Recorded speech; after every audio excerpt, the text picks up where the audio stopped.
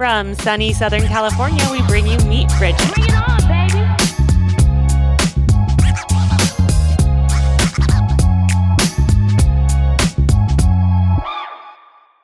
All right. Well, welcome back to Meet Bridget. I'm so excited today to have Sabrina Chazen on. You probably recognize her from Instagram and Like to Know It. She is that even how I say it? Like to know. Is it Like to Know now? LTK. Yeah, it's LTK. Okay. That was so millennial of me. And Shop My. I still say swipe up. Oh, But there's no swipe up. There's anymore. no swipe up. Yeah. But like we understand. Yeah. She is the originator behind the hashtag Same Style, Different Size. Sure I am. And she has a community and just meaning behind the Carpool Catwalk. We're going to get into it all today. But Sabrina, thank you so much for making the time today to be on Meet Bridget. I can't wait. Thanks for having me. Thank you. Can you tell us, let's just get right into it. Tell me about the only way I know. Yeah. What do you call yourself these days in the world of like influencing and affiliates? I say influencer still, but a lot of people say creator. Like I think they think it's more content creator. Yeah. Honestly, I used to be like, I'm in marketing. Yeah. Because boomers would be like, what do you do? And essentially like I am in marketing, right? Like companies hire me to make an ad for them. So it might be me, but I'm in marketing. Yeah. Yeah. But I say influencer. My mom says illuminator because she just doesn't. She's like so confused. That's so cute. She's never seen it before. That. She's never even been online. You are an illuminator. Oh, thanks. You know, I mean, I also saw in one bio or something that you're basically a shopping specialist. You have taken an area of the internet, a need, and you have become an expert in shopping for women of all sizes. Yeah, I say I'm a size inclusive shopping expert. Yeah. Yeah. And that's ultimately, I like to help a brand behind the scenes extend their sizing and doing more inclusive sizing. So that is an aspect of my job. Yeah. What do you see as like the core work of your job? Where are you putting in the most hours? The core work emotionally and physically are different. Well, also the same, like in my DMs, really, like in messaging with people in my community, in talking to people, and like really conversing about, like what they want to wear and why, or like why they won't wear something or how to get there. And like a lot of that. Yeah. My Instagram is a full-time job. Yeah. Yeah.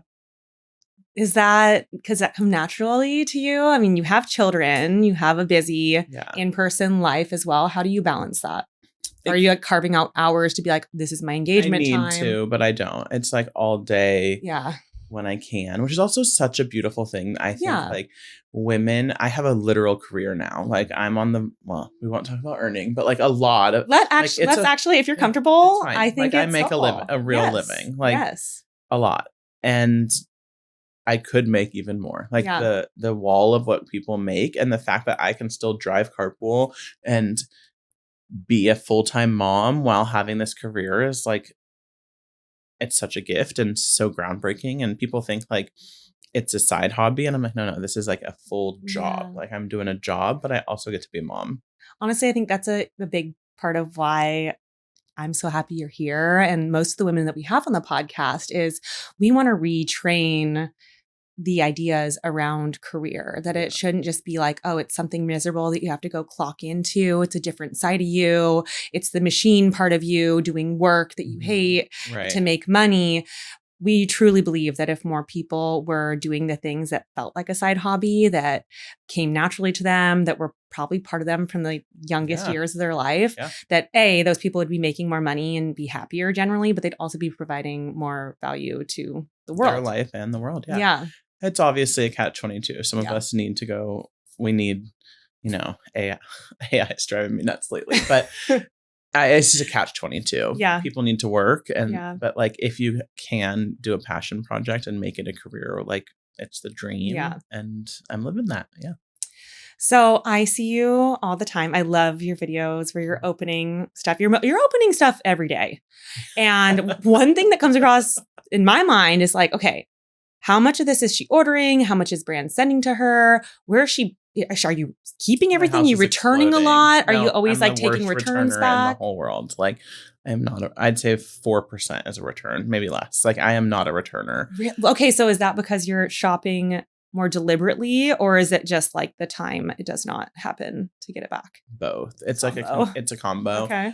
I've always been a shopper like that. Like I'm definitely a consumer. It's a natural thing. Like this job is just who I am. Yeah. It has ramped up. Like the PR is a lot, and brands do gift me a lot now. But the truth is, like, I still like, if a brand hasn't reached out and there's a drop, like I have a shopping mentality of like, I don't like Doan dropped Summer the other day, and I was like, and they always gift like the next, like they gift me yesterday. Yes. But it dropped before they gift. So if there is something I really need, I'll buy it. Like I'm not going to slide into their DMs and be like, can you send me? Like, I'm a shopper. Yeah. Like, I'm really a shopper. So it's natural for me, but it has become a lot of gifting too. Yeah. I mean, how are you keeping everything like organized? I'm not. Like, do you have a person to edit your closet? You need an assistant. You need this. You need, but I don't want that. Like, this is just like, it's my organized chaos. It's definitely at a point like makes me nuts a little, and like you got to recalibrate. But we get to that point, we re-clean, and then we get to that point again a couple months later. What's your sign? Aquarius. You? Aquarius. I'm Sagittarius. Which is when? Which is, well, I'm into November. I'm like Sagittarius. You're on the cusp. Almost Scorpio. Yeah. Do you know a lot about that? Depending on like what time of the month I'm in, I think. I mean, I feel like I don't like look at it to lead my choices, but I do really believe, like, I think that people are. Yeah, me too. But were you raised, like, isn't that part of like your culture?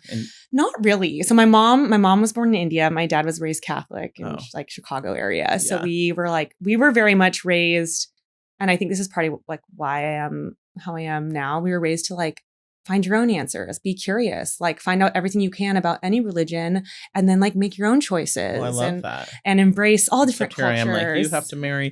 But I do, like, curiosity is key to life, I think. Yes. Like I'm learning I really only like curious people. Same. Yeah. Like you go like. Well, I actually feel like curiosity is life. Mm-hmm. Like I think that when you stop becoming curious, that's how you start dying. True. Wow. And maybe that's just like really. No, it's real. But, like, that's so true. And I think that that's also like this weird existential threat that we're feeling from AI is like, well, if AI is doing everything, I don't use it. What do we use with what do we do with our brains? Yeah. I'm not anti. Yeah. I understand like benefit, but I have no chat GPT on my phone. Like, it's just not for me. But everyone's like, you need it, you would love it, it'll organize you. And I'm like, it's just not. And I'm not like a save the water. Like, I'll do it as an excuse because like we do need water. Yes. But my husband uses it, and he's an attorney, and he is like very pragmatic and so intelligent. Like, it's not like he's taking over, but like sometimes I'll be like, can you chat GPT? But like, I don't do it. Yeah. I feel like I'm using it mostly where I get into like mental blocks of like, oh, there's so much going on. And then I'll be like, oh, overload. I have to stop. And I can't make this choice right now because there's too many factors and I need to think through it and sit with it. I use it like I would use almost like a junior employee where I'm like, this or this, tell me why. And then sometimes I'd be like, well, you're wrong. And I think I really sickly enjoy being like, actually, thanks for your opinion, but I'm going to go with my gut. Yeah. And like, that maybe keeps it okay. It's like, I'm almost seeing it as like a person. It's not for me.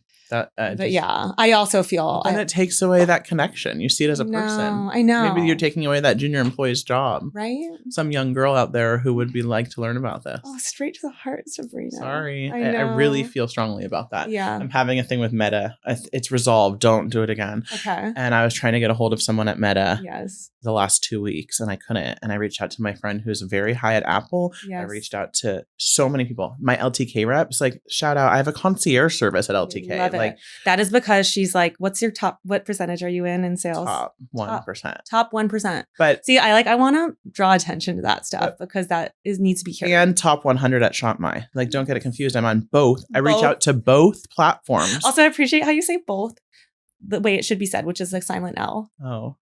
Well, both. Yeah. I don't know. Anyways, continue. So are you a, what's it called? My point is ADHD. Yes. Like, these platforms are essentially the top linking affiliate platforms in the universe, and they couldn't fix it for me. And I'm like, can you reach out to your contacts at Meta? And they couldn't. And then 2 days later, Meta fires 10% of their employees because they trained the AI to do their jobs. And I'm like, if we're in the top percentage of this industry, and granted, Meta doesn't want you linking out of but LTK now is linkable through Meta. Like, you can do it on your app. So like, they have a relationship and nobody could get me help. And they tried. Yeah. And like, that is a problem. Like, we need people. Like, it's a problem. Yeah. And the amount of bots. And then finally I talked to someone in India. Yeah. And I'm like, I don't want to talk to you. I love you. I love Rose. I love block prints. I love tea. I love it all. But like, give me a human that can solve this. Yeah. Well, they were a real human, but not the kind that could fix my problem. Right. Not so directly. It's very frustrating. Yeah. Well, I feel like this, though, is the reason where I'm like, I feel like this was pre-AI, right? Like, I went to UCLA on scholarship and did everything I thought I was supposed to do right up to graduation, graduated and had literally a crisis because I was like, I have never asked myself what I want to do. Yeah. And I don't know how, like, the first way to go about searching. I started reaching out to people. What's and eventually economics. Yeah. Wow. Yeah. A good little Indian girl. Yes. Yeah. I know. I was like, I was an English minor and got literally That's why you A wanted plus. Me to say both. Both. Yeah. Well, I think actually when I say both is the wrong way. I was just going to say a little that, Midwestern. It's okay. Keep Did going. you say it both? I don't know. I don't know. Now I've ruined it. But no, I liked English a lot more. I was always that kid. My family was like, you can't get a job with English. I don't know. True, but I actually think the future Maybe is this like is communication. Here it is. Yeah. You know, circling back. Yeah. But yeah, I just never knew. You know, what I realized, I started getting all of my career opportunities just through reaching out to people that I was interested in and asking them a lot of questions. Like some young girl who wants a podcast and is going to reach out to you, but you're going to be like, sorry, ChatGPT. No, I'm not. No, I'm not. Well, she's going to have this podcast as a resource and our community, hopefully, as community. So, speaking of communities, though, I want to talk about Carpool Catwalk. Yeah. Tell me, like, how did you choose the name? What is Carpool Catwalk to you? Sure. I got merch. Yes. It started where I just was so amused watching the moms at school, right? Like, you show up at drop off and everyone looks haggard. Yes. We're all in sweats, like workout clothes, pajamas, Getting robes. Out the door. Yeah. No makeup. All the things. Yeah. Not and this. Then all of a sudden you get to pick up. And we have they're called the whiteboards down the middle and the little kids walk it. So the parents stand outside of their cars. Okay. And it looks like a catwalk. Yeah. And I'm telling you, the moms glow up every day at 2:00. Like they come in with the blowouts, full outfits. And I'm like, where did you come from? Yeah. No offense, but where are you going? Yeah. Are you going anywhere else? Or is this the show? Exactly. And that was the light bulb. I'm like, they get dressed for the carpool. They get dressed to pick up their kids. There's nothing wrong with that. Yeah. Sometimes I do too. Not often, but sometimes. Yeah. And I just got so amused by the Carpool Catwalk. Yes. Because these women, this was their time. Bless them. This was their time to get dressed, to see a quick chat with a friend and to be like, here, I'm still here. And I just part of it made me laugh because I was like, okay, what a waste. But part of me was like, fuck yeah. Am I allowed to say that? Yes. Because I was like, it's true. We're all hustling. We're all tired. We all have our afternoon Uber shift that now we're going to be schlepping from sport to tutoring to this to that. And you're just driving your car. So this is their moment. The carpool is their moment in this phase of life. And I really think that. So I just was like, this is the Carpool Catwalk and everyone can relate to that. So that was it. And, there's a little humor to that, but it's also a really cool, real thing too. I see both sides. And I think most of my shtick is like that. Sure, I make fun of it and it's a little funny, but at the same time, at the heart of it, I really believe in it and I support these people and I get it. And I also feel like if you're making fun of it, you're also making fun of something in it that exists in you, right? Yeah. Because I think we all feel on one hand, I'm like, clothes are clothes. I should need nothing. I'll just walk out. I haven't looked in the mirror and this is how I'm dropping off my kid. That's one half of me. And another half of me is when I put on something that I love, a color that I love, a fabric that feels good on my body. And I am a different person. I feel differently. That's my whole message.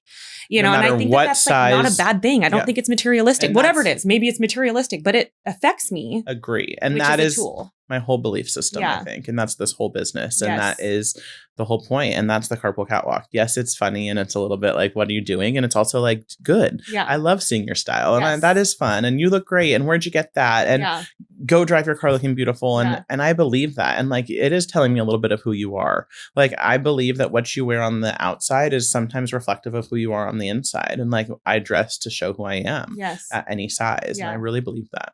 Do you feel like you have a signature style, or is it changing a lot depending on sort of how you feel or what you're doing? Yes, signature style that with a little flair. Yeah. Yeah, I think you need a signature style. Like who you are, it's who you are. What are like the staples of your signature style? What are your go-to like categories of pieces, accessories? I'm not even wearing jewelry today, which is so crazy. But like, I have a cute earring though. You got a little heart. This is not wearing jewelry, and you've got like a stack of bangles. I know, but only one necklace. Like I'm just wearing. Okay, so you love jewelry. Yeah, I really layered jewelry. Yeah, and I just think like jewelry is a story, right? Like jewelry is an investment and sentimental. It's forever, and every single piece of jewelry I wear has a story and like feels like me. Okay, so like, pick one and tell me a story.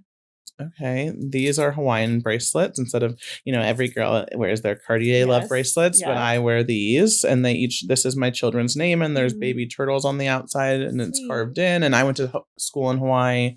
I'm not Hawaiian, so I'm not trying to appropriate, but like I really like. I had a minor in Hawaiian studies. Like I understand what I'm wearing. One's my name in Hawaiian, and one my friends gave me for my 40th birthday. And it was a community of women, 40 women, I think, collected money and bought it. And it says in Hawaiian, from palm to palm, like community. So, this is a yearly bangle. They're in Tennessee, and they each mean something.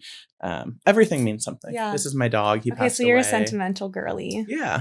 Materialistic meets sentimental. Okay, right. But I so connect with that, because even my mother-in-law was like telling me, she's like, you are like a person that like everything has to mean something. Yeah. But I do. I think that's I also think that makes like kind of dangerous shoppers. Yeah. Because like if you connect to something, it's like so like this necklace. Where is it? Yeah, I saw it. Bought in Japan from a light bulb company. So they make all these little droplets out of melted recycled light bulbs. Wow. And I was like, instantly, I was like it's like a second version, a second light. Yeah. I was like, I want to be a secondary light. It's like deeply the significance. Yeah. But it's like, what else is life for other than like getting and travel, and that tells me something about you, and I really like that. Yeah. Okay, love. Yeah. Okay, I want to talk more about the actual like business of what you're doing, because I think there's plenty of women, younger, older, contemporary, that would love to get into what you're doing and really understand what it takes, what kind of person thrives in your business and what you're doing. I think, first of all, anyone can do it, but not anyone. Yes. Like everyone thinks that they know how because we all use social media, right? But it's a business. So it's not just like posting your kids, but every type of person exists online and has been successful, which I think is really cool. Yeah. And like when you go to these conferences for the LTK, there's a lot of different types of people that are successful. Yeah. Like there's a niche for everyone. Yeah. So like there's room for everyone. And I really believe that. But I also think like you have to be willing to do the work. And not everyone does what I do, in the sense of I share a lot of myself. These people want to talk to me a lot. I'm really vulnerable. We're getting down to the nitty gritty while I'm selling clothes. Yes. So there's like that side. Some girls don't. Some girls literally just get on there, show you their haul. Boom, boom, boom. Link, link, link. Yep. And it works. Yeah. Some of them are making millions. Yeah. And they are literally going to Walmart and every day. Yeah. And saying, here's my Target haul. Here's what's at Walmart. Here's what's at Anthro. Link, link, link. Their community knows I buy what I like, and that's it. That's not what I do. Yeah. I really get into it. I think you have this really cool skill of when you're doing your try-ons and stuff. Like you really seamlessly, you kind of like toggle between, like you'll be talking about kind of something that's going on with you, and sometimes it's having a great day. Sometimes it's on vacation. Sometimes it's like, I'm just having a hard day. Been unwell lately. And then you're like talking about what you're wearing, and you're like, do I like it? Do I not like it? Like, you also share the things that you try on, and you're like, this is why this doesn't work for me. Yeah. And I think that's also helpful, because it establishes trust. And it's like, you're not just like grabbing everything and it's like, yes, I love it, buy it. It's like, no, you are vetting the things. And there's a lot of behind the scenes that sometimes is not clear, which I think if you're really savvy and you're going to know. When I'm watching other influencers, I know what's happening, because I'm like, oh, they got an ad. Same thing I got. Yeah. I said, no, they're doing it. Why is that? Yeah. They're selling that. And that's great. Yeah. But like I can tell, where I think sometimes the blind eye doesn't know what's happening, because we're supposed to disclose, but there's like a little gray area there where like sometimes it's just, there's a big commission on the back end. So you don't have to essentially explain it. It's not an ad. You're not being paid by the company, but they did email and say, we're upping our commission to 14% today from 7%. So you're like, everyone's selling the same thing. And you're like, I know why. Yes. And that's okay if they really wear it and they've shared it before and they love it. Like I had no judgment. I do that. But I can really see what's going on that I don't think that the community always understands or knows. When did you realize that like your process of shopping in your body was something that other people like could relate to and would transact based on like working through your process? I think I knew for a long time, even in college, after college, when I had a real job, this is a real job, when I had a desk job or, Wait, what was the desk job? I was like an assistant in LA at like a publicity firm and then an agent, like all these little jobs in LA in Hollywood. I say Hollywood. It was not in Hollywood, but it was for the industry, which is entertainment. But on the publicity side and on the agent side. Okay. What was I telling Oh my God, I totally derailed you. No, that's okay. I was just thinking about, I always thought I wanted a plus size fashion line. I always knew there was a hole in the market of things that I wanted to wear that didn't exist and that still maybe don't. But then this all evolved into social media and I learned very quickly, I don't want the inventory and the responsibility of that, but I can share what I'm shopping, finding, wearing, buying with a larger audience. And that still fills that internal beast of being like, there is a hole out there that I want to help fix. And now I can do it without having the responsibility and liability of my own clothing line, which is not as fun as it looks. Maybe one day if I had help, but like, it's very hard to start a clothing line. People don't understand. And sometimes I tell the audience that when they're mad, when they're like, they don't carry plus, they don't, and I'm like, I know. And it sucks. And I want that too. But it doesn't work that way. Like those people are this is a business. They're trying to make money and selling it to you isn't working. And when, like there's a whole psychology behind that and extended sizing that's not as simple as just make a 3X. So I got to fill this void when social media started doing that, when you started linking, when an LTK, Amber, who is the CEO and founder, really did that. Like she went from a blogger to a businesswoman who created this industry. And now there's a million of them out there. There's, so many platforms that do affiliate marketing. It's the blueprint for every brand in the world. And it's really evolved into that. And so it took me a minute. And then during COVID, pandemic, whatever you want to call it, I was like at home and I hadn't been on social media in 2 years. I wasn't on. I had erased mine. And I was like, you know what? I'm coming back. I had always had the idea of same style, different size, which is me matching with someone in a smaller body in the same garment to be like, we can both wear this dress. Yes. Well, not a who wore it better, but just like you can wear what your friend's wearing at any size. Yes. And so I just started and that was it. And then brands started showing people in different bodies, which is awesome, but it took off without me. So far. Yeah, it's okay. I don't know though, but I feel like what you described, I love hearing the story about you thinking originally that you wanted to start your own brand and then realizing it's like, your value is in your community and the people that are hearing the honesty and the heart in your voice and your personal experience. And now you have this community behind you that's trusting, like that is more valuable. That can be valuable to 1,000 different brands versus just starting one that is just for, a corner of a market. Like you could have this broader impact and change because of focusing on community versus the garment itself, which is really what, circling back to like what you're saying about the power of clothing. It's like, yes, like it's amazing, but it's like clothing is only as amazing as it is on a body impacting someone, having them go out and do something in it, right? Like on the hanger, it's interesting, but on the person, it's compelling. Yeah. Wow. That's a real touch You did point. that to me. Yeah, I love that. Interesting and compelling. Yeah, I agree. So this is a podcast. We love to hear this is a podcast. Thank you.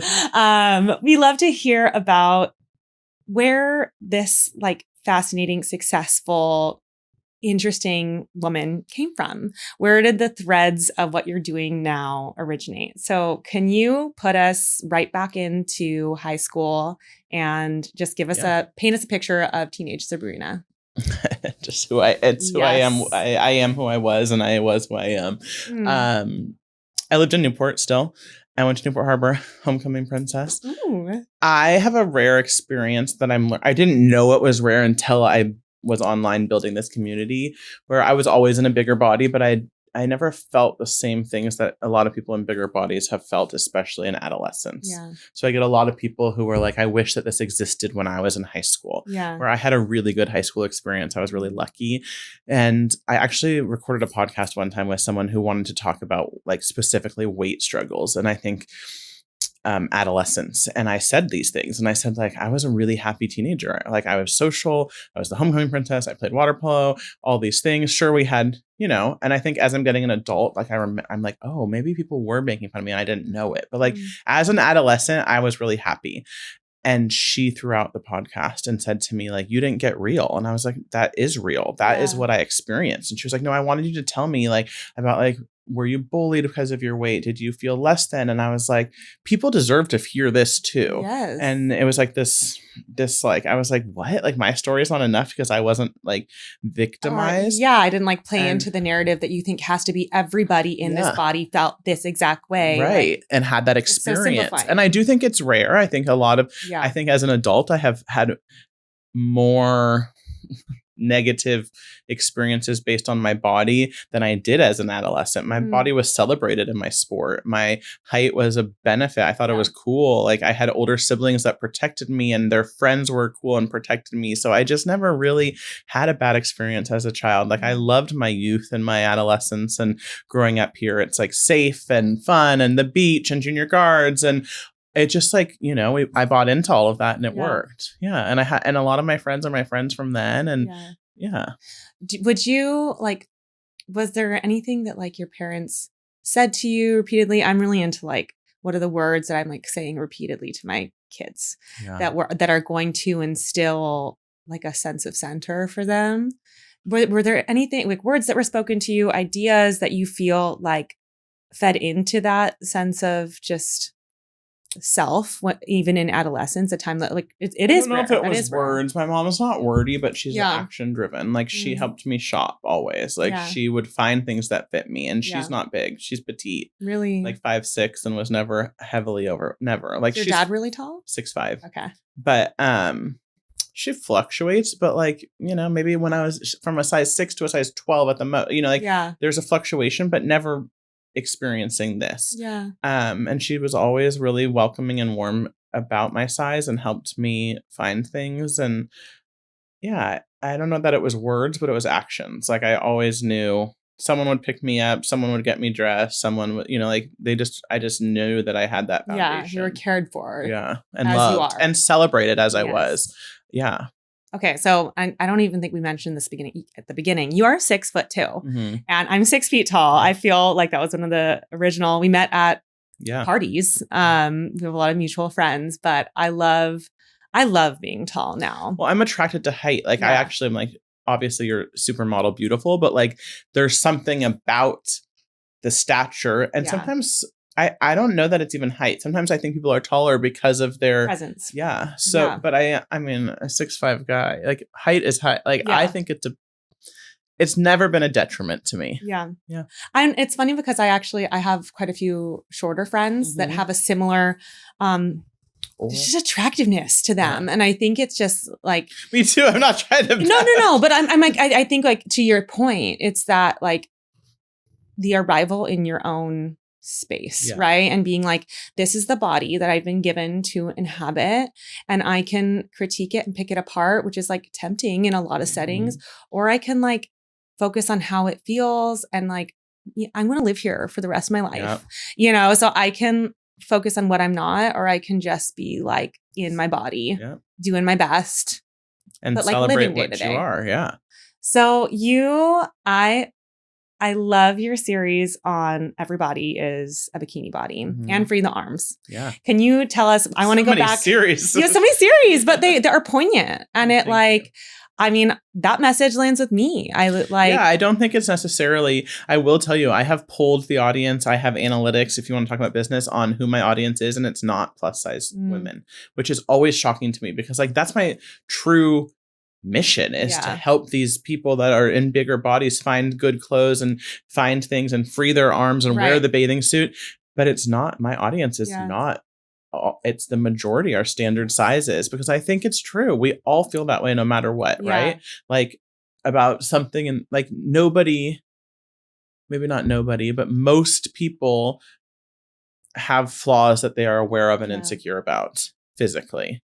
And I don't not have those, but I don't let them stop me from living every day. And like, I don't feel my best right now is the bottom line. I'm bigger than I normally am, but I just booked Hawaii for next week, and I'm going to wear my bathing suits, and I'm going to live. I'm never going to not live because of the size of my body in that given moment. But I'm also not going to lie about it and be like, I love my body today. Like I love my body. I have no feelings about my body on any given day. And it's like that is a very human experience. That actually really bothers me, is the movement online. Like, I believe in body positivity, but I don't believe in what body neutrality really, like what you just said. Like there's no, it's not realistic. Is that ideal? Sure. But we don't live in a utopia, unfortunately. I would love that we did, if we did, but like, I'm realistic. Yes. This is not, nobody's body neutral. Like everybody. Also, I feel like body neutrality, it's like my therapist is very much like body neutrality. She actually like originated as like a eating disorder, like specific women's issues therapist. And I think she presented that to me at one point, and I'm like, I'm not really neutral about anything. Yeah, exactly. Like, I really just am not. Like, I have a lot of feelings, and they're different every day. So it's almost more helpful for me to be like, I need to deal with them. Yes, I'm a motion person, right? So it's like irrational, I'm in emotional. If I'm in a physical health, I need to like get moving, right? Like I need to like feel something, but also put it into motion. So it's like, if I'm feeling a certain way about my body, what can I do to like keep it moving? And I think that the practice of putting the bathing suit on is a way to move. Like, no matter what size you are today, no matter how you feel about your body, I'm not telling you it's perfect, because unfortunately it probably isn't. It's like, I ate McDonald's yesterday. Like, you know, and here I am being like, I'm bigger than ever, and then I ate McDonald's yesterday. It is what it is. And I'm not going to lie about that. But I'm also going to be like, this is what I could wear today that I feel comfortable and confident, and I still feel pretty, and I still am expressing myself. I'm still going to never miss out on a life opportunity like being at the beach in a bathing suit. But I think it's a lie to tell yourself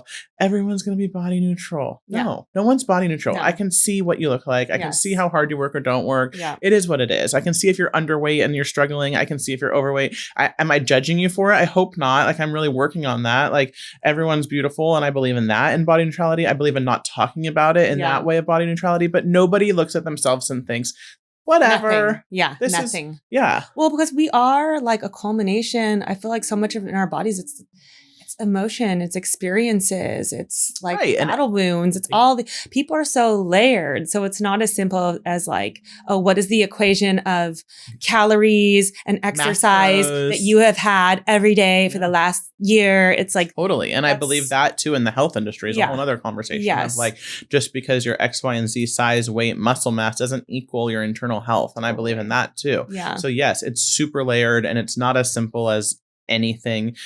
But I just don't believe in body neutrality in a sense of like, it just doesn't exist. Yeah. And that's not a negative. Yeah. Well, I think we also can get so fixated. Like, we're in such a mirror culture now, where like, it used to just be the mirror, right? When we were teenagers or whatever, it was the mirror, and it was magazines.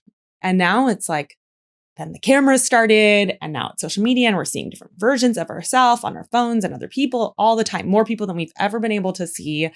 And it's like, how could you not fall into like this comparison? But when we're so circling back to ourselves all day versus getting out on the beach and having fun running and screaming with our kids, like, that's what I was just going to say to you when you were talking about the mirror culture is, I taped a podcast a while back on Dear Media, a good one. And I never watched the video of it. I only listened to the audio, because when I watched the video, I cringed, and I feel pretty good about myself normally. Like, I photograph well. I wear the bathing suit always, blah, blah, blah, blah, blah. This is someone who's online every day, trying things on, And I really was uncomfortable watching that video. And I'm never going to lie about that. Like, it didn't make, and people are, but I'm not going to hide either. Here I am doing it again. Like, I just think you can't stop living because of those things. And God willing, you make changes if it'll make you happier in any direction.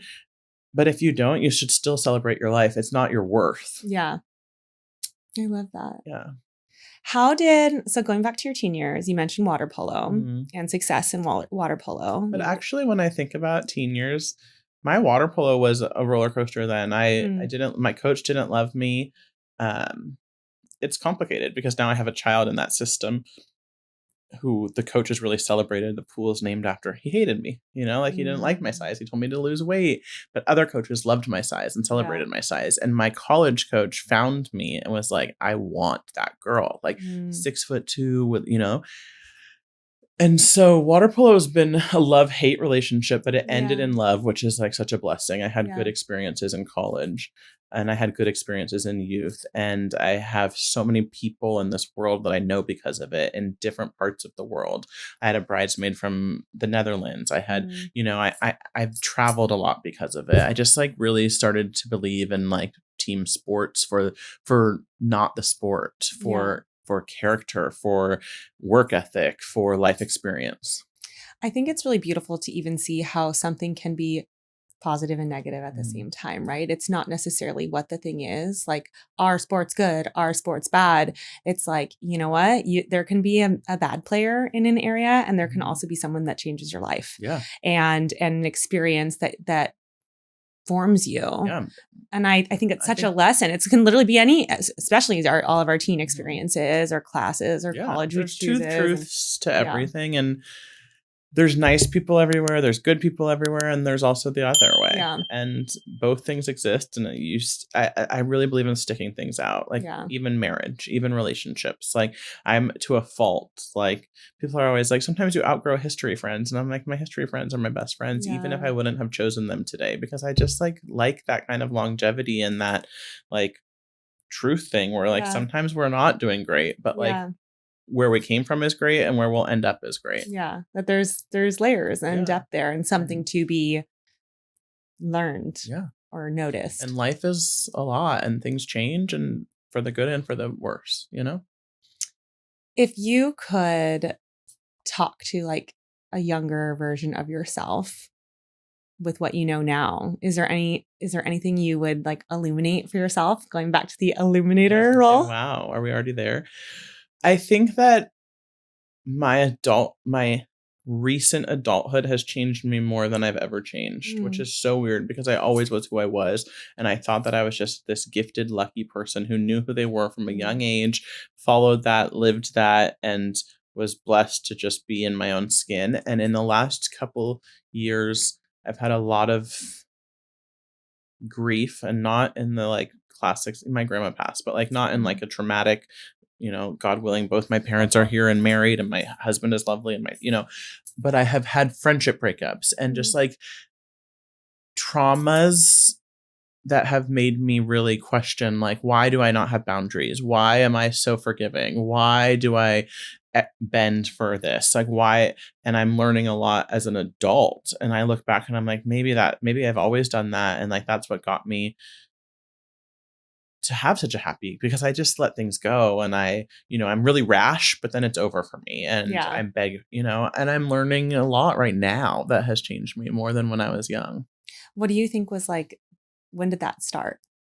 Like, what was there like a moment, or was it like having kids, or was there a certain? I think when my kids got to a certain age, it's because of my kids. I think when people say they learn from their kids, that is true. I think when my daughter got into like 5th grade and social things started happening, and I'm learning from watching her. Yeah. And my reactions are teaching me about myself. Yes. Because it's really hard to watch. I never, everyone tells you that small kids, small problems, big kids, big problems, emotional problems when they're big, physical problems when they're little. You're exhausted from diapers and sleep and this and that. And now I'm exhausted. The other night, I literally didn't sleep because I was so worried. She went to bed upset about a little girl drama.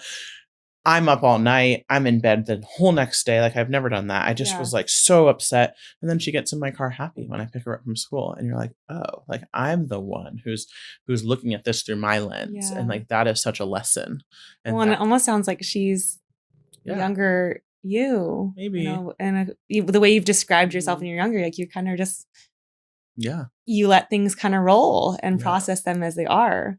But seeing like your child though, it's so interesting because I feel like, have you heard that quote? Some old philosopher, but it's about like how our children are arrows and you basically like point them in the right direction and then you release them. And it's like, they are not yours. Like they are released. They're something distinct from you. But I'm like, I look at my kids, I'm like, they feel like appendages. They feel like my heart beating outside my body. I'm like, how am I not supposed to take every single thing that happens to them personally and feel like I need to solve every one of their problems? And I'm like, that is such a journey and so triggering on so many levels. You have no idea. I promise you.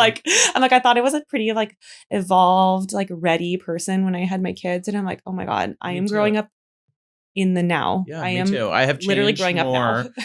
through her. Maybe that's the truth. Like she's getting to that pubescent stage and I am changing more through that than she.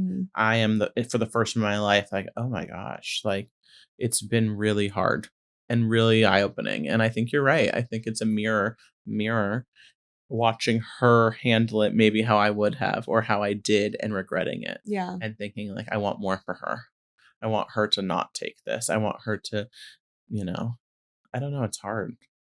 I read or being guilty that she's doing it because it's how I operate. Yes. Or like she's picking up on some inadequacy in me or some way I've responded and she's like, that's what I mean. She's watched me navigate friendships and relationships. And unfortunately, it's also with these people's, the blessing and curse of this place is that it is our, like my mom went to college. I don't even know if you know, with your mother-in-law. Really? Yeah. At USC? Yeah. I think they're sorority sisters. Oh, DG. Yeah. My mom's DG. She is your mom's sorority sister. I love that. So I I'm didn't know that. Yeah. So like, it's always like that here. Yeah. Like, it's just like so many layers. Yes. And so like a lot of my kids' friends are my friends' kids, or we have history. And so it's just this like complicated maneuver. Yeah. Well, and also like having your kids grow up in the town that you grew up in. Which I've always thought is a blessing, truly. Yes. But like, these are the complicated moments where I'm just like, whoa. Yeah.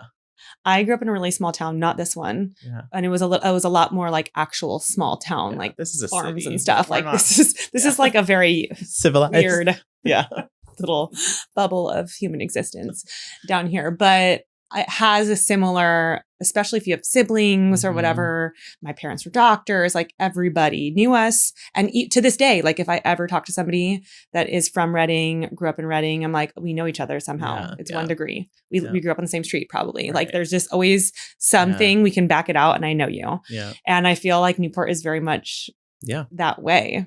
Which I love. Yeah. I like connection. Yeah. I like knowing these people's histories. I like knowing where someone came from. I like knowing who's where, but it's also hard. When you were young, did you always know you wanted to come back to a place like this? Or were you like, I want big? The opposite. Okay. Yeah. And tell me about that. Yeah, like, and why? I've always felt like, how am I not in New York? How am I not? And now I'm like, thank God. Like, I'm not like a Mamdani New York girly. Like, that's not for me. I don't want to deal with the politics and the parades and but when I was young, I really felt that. Yeah. I really felt I was meant for more. And now you can do more from your phone. That's what I was going to say. Like your bigger universe is through your community and your phone. Awesome. And I love connecting with people everywhere. I'm going to Charleston for work this week, or maybe it'll be whenever you come out. Yeah. Maybe I've already gone. Yeah. But people in my community I said something about Charleston and people DM me and they're like, I'm from Charleston. My mom's from Charleston. You've got to do this, this, and this. If you need anything while you're there, here's my number. Let's do this. Let's do that. And it's like, I love that connection. So my world is still bigger while I get to exist in a small town with all of the nuances that we just talked about. Yeah. But yes, when I was young, this is the kicker. I'll never forget this phone call I had with my dad. I was talking shit and I was like, everyone in Newport just wants to go to the Mauna Kea. Like, they just go to Hawaii for every vacation. Like, don't they want to see the world? Don't they want to go to... They all do go to the Mauna Kea. And so do I. It's all I do. And don't they want to da-da-da-da-da? And don't they want to go, to India? Like, who doesn't want to see the Taj Mahal? Like, why aren't they going on a safari? Like, why don't they go somewhere cool? Yeah. Like, we get it. You went to the beach. We live on the beach. Like, I remember the phone call verbatim. And you saw all the same people. Yeah, exactly. And you're wearing your stupid orange hat. And now I'm 40. Oh, I hate saying it. I love it. And I literally am like, I've seen a lot of the world, thank gosh. But I'm just like, I don't really want to spend 20 grand to go on a safari with my little kids and and 5 flights and disease shots and like I don't have it in me right now. Yeah. And I'm like, what do I want to do? Where do I find serenity? I want to go to the right there where I talk shit. Like the karma is so real. Yeah. And I really believe in owning that because I used to be like so judgmental that people were simple and boring. And that's just not the case. They just knew how they knew the good life and like how to be happy and how to do it, makes you comfortable and peaceful, and there's something to that. And I've come full circle in that, which is like, I remember just specifically being like, I need more. Like, I need more. I want more. And now I'm like, I want that. Do you think that's just like a common part of the teen experience though? To sort of like, even if you have a wonderful childhood, to at some point have to be like, I need to know and I want to know something different from what is my reality or what we're doing. I want, because I very much felt that coming from a small town, but it's funny because I feel like I hear it over and over again. It's like there's just this like maybe it's evolutionary or something to like push up against like what are the like control factors of what I'm experiencing right now, and like what needs to be different, what should I test and make sure is the right thing for me. Because at the end of the day, like, but I also want that for my kids, like I hope they come to me and are like, I want to go on semester at sea because like something just like, which I guess is so also in my realm already, but like I hope they don't do something no tattoos, but like it is evolutionary, and maybe you haven't done your job right if your kid isn't curious, and if your kid doesn't want that, and if you don't want that. Like, I don't like people who don't want things. What's next? I strive for contentment. People are like happiness. I'm like, no, like for me to be content is my goal because I'm not content ever. I do want more. But like, I do think the happiest people are content people, are people who aren't, pushing against that, who have gratitude for what they already have, who practice that. But like, I'm not there. I kind of feel like I feel content when I have like exhausted enough of my curiosity. You know what I mean? Like, I think like one day I'm going to be really old doing yoga or something, and I'm just going to be like, I asked every freaking question I ever had in my brain. I don't know. I think good now. No, I don't think that day ever comes if you're a curious person. Maybe. Yeah. Because then you become curious about something else, about death. Then you become curious about the end of life. Right. Then you want to know, what is this going to look? Maybe not. Yeah, maybe not. Maybe I'm wrong. But like, I think curiosity never ends. And I really don't. I think like, and as I get older, I realize that. Like, like I used to think old people know, but it's their first time being old.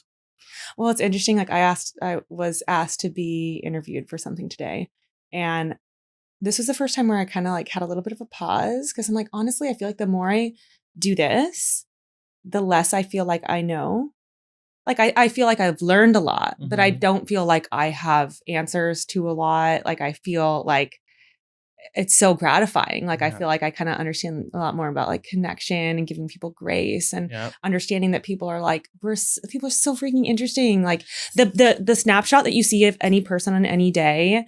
Of course. And that's the whole world. And you might talk to me in 3 hours or tomorrow and you're going to get a very different conversation from a very different me. Yeah. Like my opinions change by the hour. Like like I said, I know who I am. I have moral compass that doesn't change, but like I am curious. I learn, I change. I read something else that was like, oh, maybe I do believe in global warming. Like things change quickly. Yes. And people change. And that's the thing. Like we don't know anything. Well, I think that's really interesting coming from you as a person that has like built a brand, built a community. I think that the rhetoric for a long time around like building a brand is like, you have to niche down. You have to have a very specific message. You have to have your brand colors. You have to do all these things and you got to stick it. And when I interact with your content, I think like one of the most appealing things about it is that you're changing all the time. And you're like, ooh, what's this? Like, I like her. We're doing this today. We're feeling this way. And you're like, you really embrace that you are not one thing. You are like a living, breathing person. And I think that is what's going to be successful the more this conversation evolves and connects back to what we said in the beginning, as AI and as ChatGPT and as these things get bigger and more dependent, people like me, who I'm sorry to use the push word, but like who are authentic, you will crave that. Like Yes. you want to know somebody and see somebody, and it can change, and it's you don't unpredictable. Know what, yep, and like you know who they are, you know them. I think people sometimes when I get hate online for different things, I'm always really upset when it's like, but you know me. Like you when I'm not like pretending to be. And when it's somebody who has been there, like for my 40th, I was in Hawaii a couple months ago, and it happened to be I had never done this, and I can't wait to do it again. I turned my phone off for 24 hours. I'm gonna do 48, and it's hard with business algorithm and duties, and I owe brands things every single day. I owe things. I really do. Like that's the back end that people don't realize. Like these posts are sometimes because I owe them, and they don't always say ad, and So I turned my phone off. I came back. And I was on the island, and I like made a video about island time and being like ignorant and happy, and like ignorance is bliss. And it was like a George Floyd day, not him, but the woman who was killed in Minnesota by ICE. And I didn't even know it had happened. It was within hours. And the hate was visceral, immediate. Like, not only are you not addressing this, but now you're doubling down that being on an island is bliss, and that you are not paying attention to what's going on in our country is a gift. And I was like, I didn't even know. I truly I just didn't know. And then some of the messages were from people who have talked to me for years, and who have been like, can you send me this link? And my mom wore a bathing suit for the first time because of you. And people who I thought knew me. Yeah. Like, and that's when I get upset, where I'm like, but you know me. Like things change and I evolve, and opinions are opinions, but like you've loved me enough to shop for me, trust me, watch me every day, talk to me. And you turn on a dime. And that's what's really hard for me, because I would hope real people in my life, like one bad day, one bad opinion, one bad moment, you don't hate your friend for not agreeing with you. But it's really hard for people to like,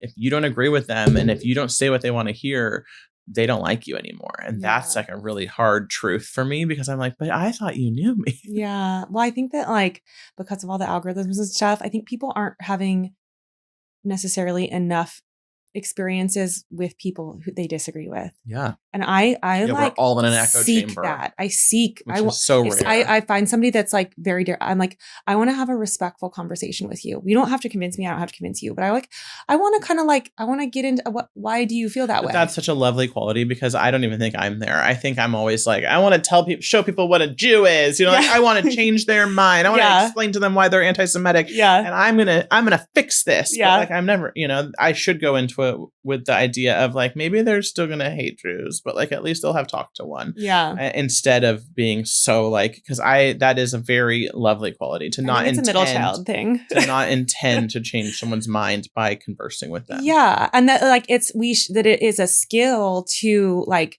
have people in your life that are significantly different from you. It is. And to be able to like work with them and interact with them and coexist with them, even if there are things about them that not only different from you, but are like unappealing to you, that you fundamentally disagree with, but being able to kind of like just be respectful. And I feel like I'm really working on like, it's new to me that like online hate culture and stuff. And I wonder sometimes, because I'm like a highly sensitive person at the same time. Some of it is so outlandish that you don't even care. Yeah, and you're just like, wow. Truly. Like I have this one reel. Yeah. It was a trial reel. Do you have trial reels yet? Yeah. So I have this one, and I don't use it that often, but this one went, it has millions of views and it like pops off, which is wild, because my normal content gets like 30 to 50. It's like always my people, and never really, and this one's just like popping off. Yes. And every single friggin' day I should turn it off, but I don't, because engagement.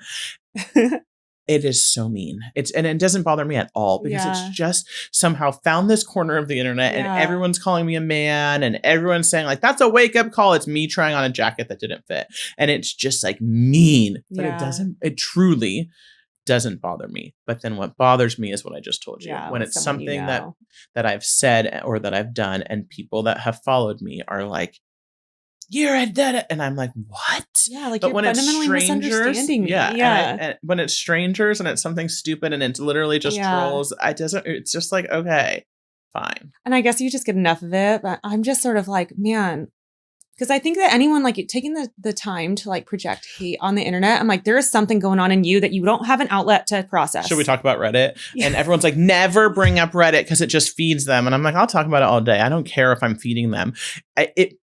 I would like to do a scientific study on people who will go to a separate forum to talk about a stranger in a hateful manner. Yeah. Because I'm a pretty gossipy bitch. Like I will yap all day.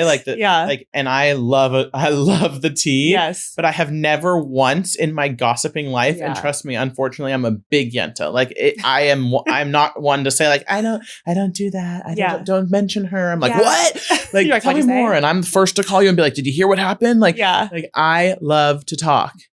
I have never once, ever in my 40 years considered talking shit on a stranger on the internet. Yeah. Like, it's just not in my wheelhouse. And that's from a gossip. That is from the biggest gossip at Newport Harbor High School 2004. And they told me no one's ever won by such a large margin. Like, and I am telling you, never once has it crossed my mind to hate on a stranger on the internet. Yeah. So these people are sorry, like this, like just in the basement somewhere with like a sad life, because I just can't imagine the biggest gossip would never do that. So what does that tell you? Yeah, it's weird and it's pathetic and it's concerning, honestly. And I'm mental like, health. Yeah, and I just think on a bigger level, I'm like, I think it's just signs of like a community illness, and then that we need more of something helpful and something better. And what is it? How can we? I just think it's more opportunities and models for people to talk. Yeah. People have always said, like, this actually is science, that like hate creates connection. Like we hate the same things. People bond over things that they hate.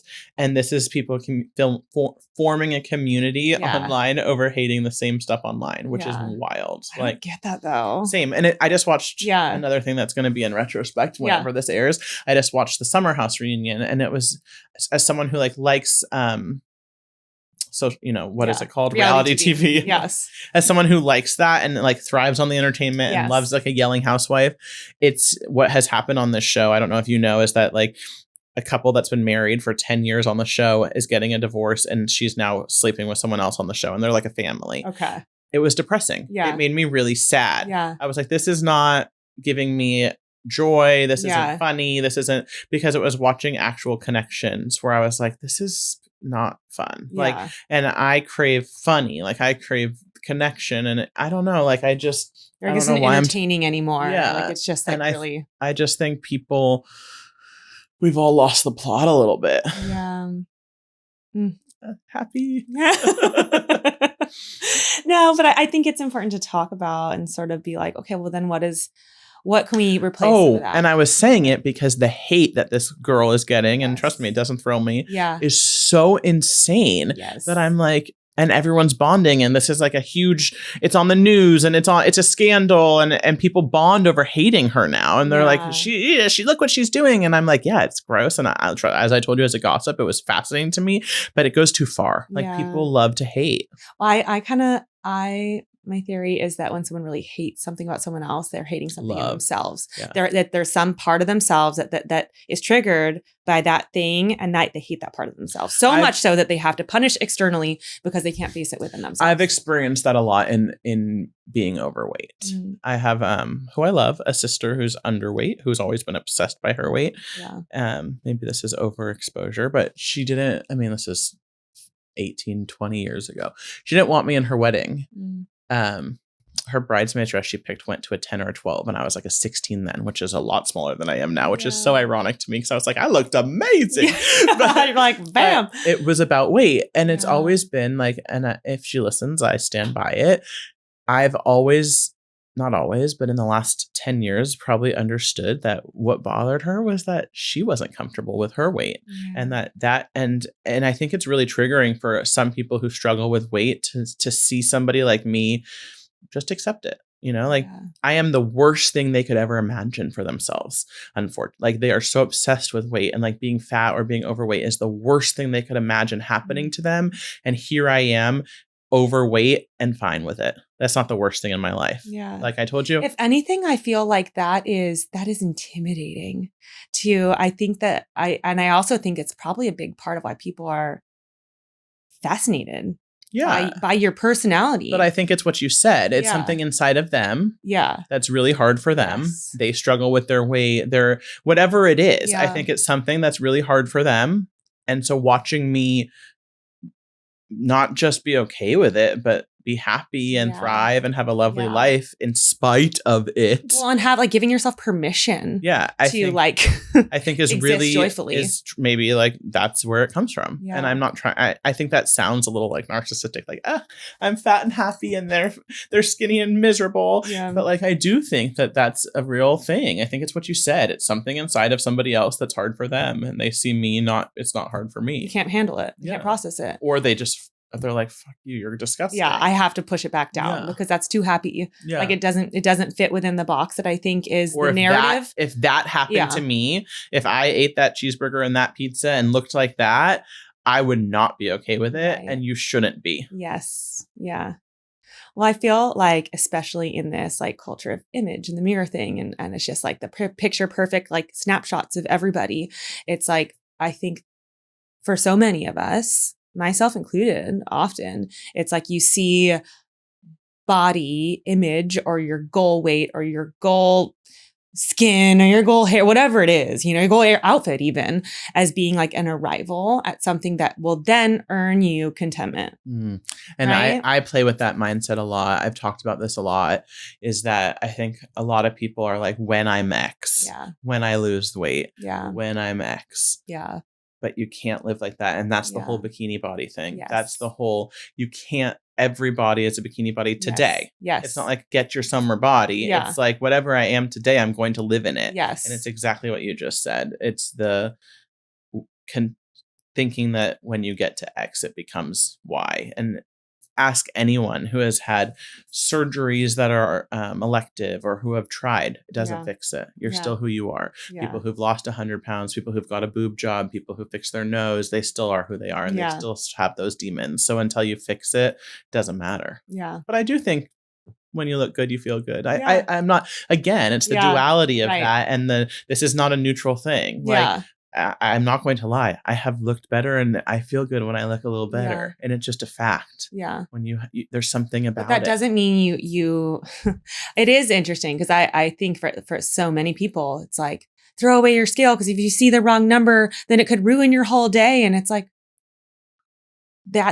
there's a skill set to not let one comment, one thing, whatever, ruin your day. You don't have to actually let any feedback and it's ruin your day. Yeah. And I think it's part of common sense. Yeah.